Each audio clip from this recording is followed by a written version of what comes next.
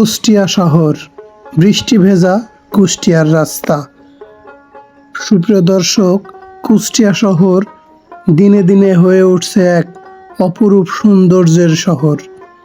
একসময় এই কুষ্টিয়াতে চলতে ফিরতে একেবারেই খুব নাজেহাল অবস্থা হয়ে যেত। রাস্তার সৌন্দর্য তো ছিলই না, রাস্তা ভাঙাচোরা, উঁচা নিচা, একেবারেই নাজেহাল অবস্থা।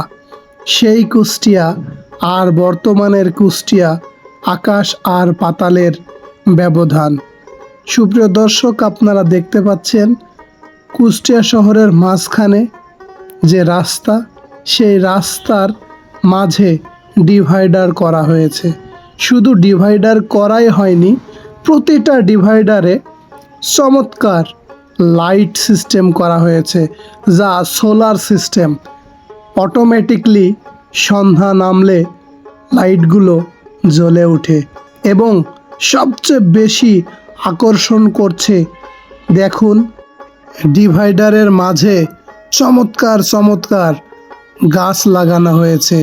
সুপ্রিয় দর্শক, যখন দেখবেন গাছগুলো বড় হয়ে গেছে, গাছগুলো ফুলে ফলে ভরে গেছে, তখন কত সুন্দর, কত চমৎকার লাগবে একবার ভাবতে পারেন। হ্যাঁ, এটাই কিন্তু আমাদের কুষ্টিয়া শহর। আমরা রাজশাহীকে বলে থাকি পরিষ্কারের শহর, পরিষ্কার পরিচ্ছন্ন শহর রাজশাহী।